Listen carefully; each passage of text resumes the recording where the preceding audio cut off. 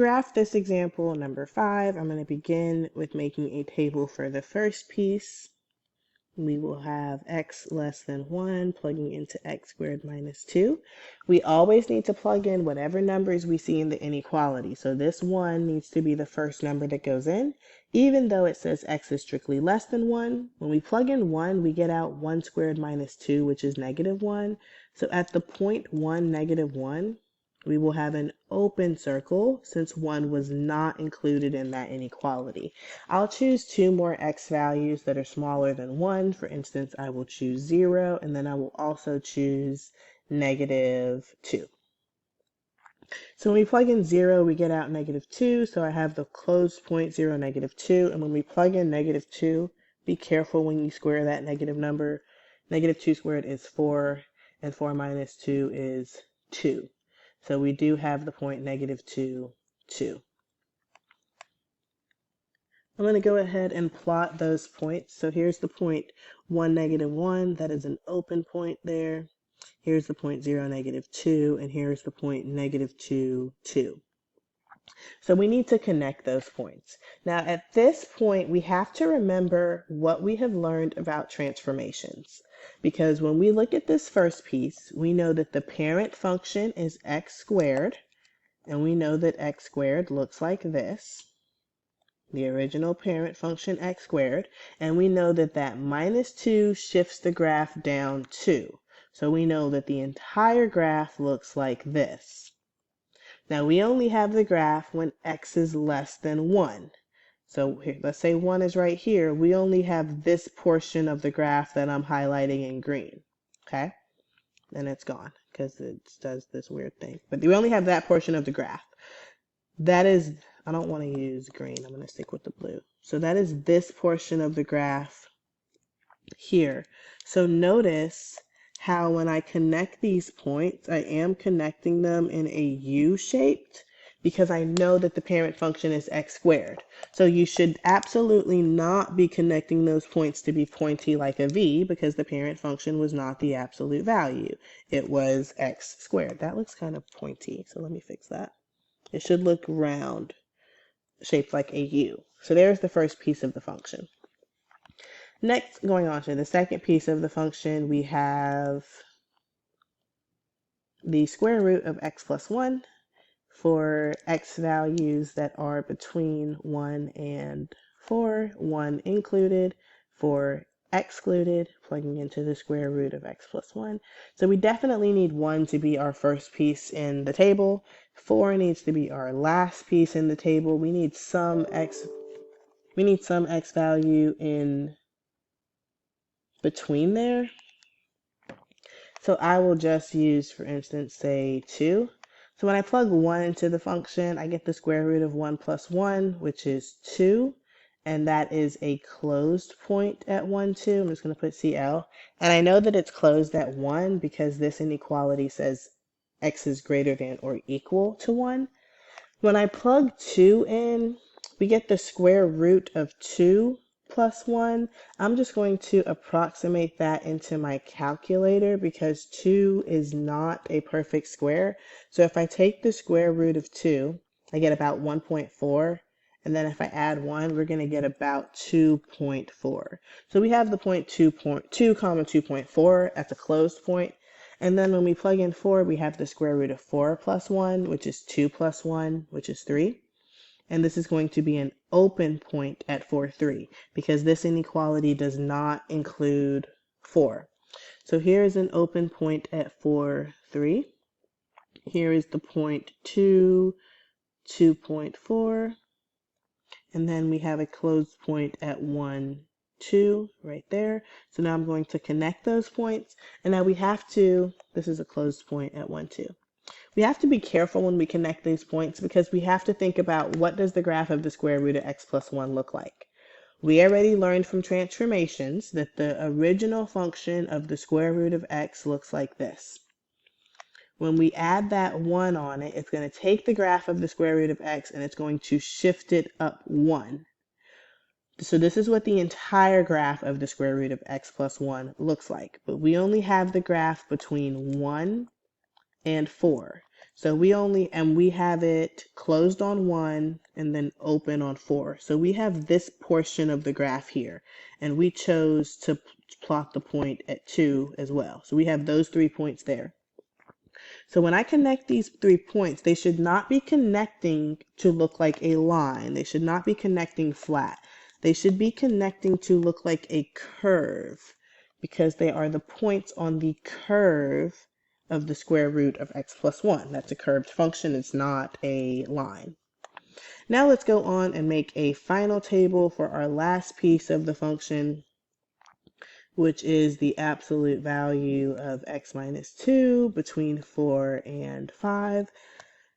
So I'm going to go ahead and set up my table. We are including 4, we are excluding 5. We have the absolute value of x minus 2. I'll put 4, I'll put 5 at the end. I'll choose to put 4.5 in the middle. When we plug in 4, we have the absolute value of 4 minus 2, which is 2. So we have a closed point at 4, 2. When we plug in 4.5, we have the absolute value of 4.5 minus 2, which is 2.5. And when we plug in 5, we get out 3. But the 0.53 is going to be open because this endpoint does not include 5. So we have to make sure that for the endpoints of 4 and 5, we're specifying whether they're closed or open. So here is the closed point 4, 2. Here is the point 4.5, 2.5. And then here's the 0.53 that is open. Now, let's think about how to connect those points. If we think about what the absolute value of x looks like, the original function, just what we know from lesson 9 and 10, that's what the function, the absolute value of x looks like. The absolute value of x minus 2, however, has shifted right 2. So that graph now looks like this, where this is now the 0.20. But we only have that graph between 4 and 5. So we only have that graph between 4 and 5. And we were closed on 4 and open on 5. So that's the only portion of the graph that we have right there. So I'm just going to connect those 3 points to look like a line because they are in fact on a line. And that is what our graph looks like. Let's talk about domain and range. Because that first blue piece continues on forever. So wait, take a step back. Before we talk about domain and range, I want to emphasize how the first piece had an arrow going off to the left because it continues for all x values that are less than 1. So I do continue on going with an arrow to the left.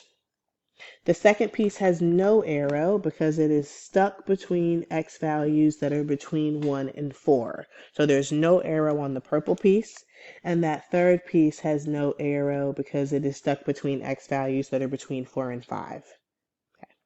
So now that we've talked about that, let's talk about the domain. Because we can see that arrow going off to the left on the first piece, the domain does start at negative infinity.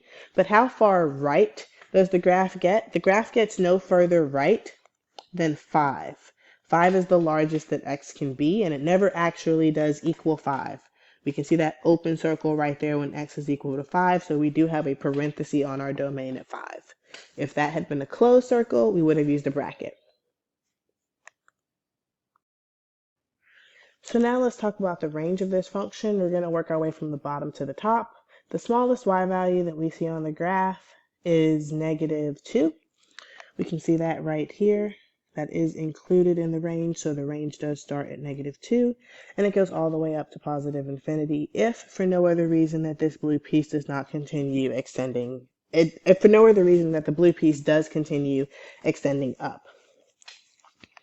Now let's find our intercepts. We'll begin with the y-intercept. It's the easiest to find. We just set x equal to 0, and there's at most one piece that we can use.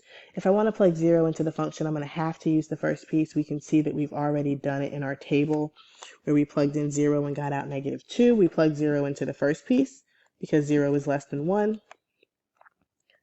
0 squared minus 2 is negative 2. So our y-intercept is the point 0, negative 2, and we can see that on the graph right there. Now to find our x-intercepts, we do need to set all pieces of the function equal to 0. And I understand that you can look at the graph and see what the x-intercepts are. Well, luckily our directions say to find the intercepts algebraically. So it doesn't matter what we see on the graph, we still need to go through the algebra of finding the intercepts. Let's set the first piece equal to 0. I'm going to set x squared minus 2 equal to 0. I'm going to add 2 to both sides of the equation to get that x squared equals 2. And then I will square root both sides of the equation to get that x equals plus or minus the square root of 2. Anytime you take the square root when you're solving an equation, you need to use plus or minus. So I'm going to write this as two separate values, positive root 2 and negative root 2. We need to check whether or not these x values are satisfying the first inequality. Just to help us get some reference, positive root 2 is about 1.4 and negative root 2 is about negative 1.4. We are checking, do those x values satisfy the first inequality that x is less than 1 for that first piece? Well, negative root 2 is certainly less than 1, but positive root 2 is not less than 1. So the only x-intercept that we get from the first piece is the x-intercept of negative root 2, 0. So the reason that this positive root 2 is showing up, even though we're not using it, is because if the first piece had extended on, we would have that second x-intercept right there. But we don't have that because we only have the first piece of the graph when x is less than 1. Now I've gone ahead and set the second piece equal to 0, the square root of x plus 1. I'm going to subtract 1 from both sides of the equation, and I get the square root of x equal to negative 1. And at this point, we need to be very careful. First things first, we have already graphed the function, and so we know that we are not expecting to find any more x-intercepts, because we can see that this x-intercept right here of negative root 2, 0 is the only x-intercept that we'll have. That purple piece, the second piece, did not give us an x-intercept. The purple piece never touched the x-axis. So when we look at the equation of the square root of x is equal to negative 1, first things first, we know that that's not possible. This equation is going to have no solution. It is not possible that we take the square root of a number and that square root comes out to be negative 1, because the square root of a number is never going to be negative. So we don't have any x-intercepts from that second piece. If we move on to the third piece, where we have the absolute value of x minus 2, if we set that equal to 0, well, back in a previous lesson, we learned that to solve an absolute value equation, we isolate the absolute value on one side of the equation. It's already isolated. We look at the other side of the equation and we have 0 there. So I'm just going to drop the bars and set x minus 2 equal to 0, and I get that x is equal to 2. So now I'm asking myself, does 2 satisfy the inequality for the third piece? And it does not, because 2 is not in between 4 and 5. And so we get no x-intercepts from that piece because 2 does not fit in between 4 and 5.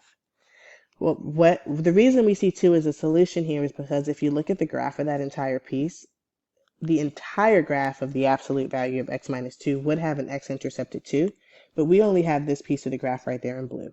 So we don't get an x-intercept from that piece.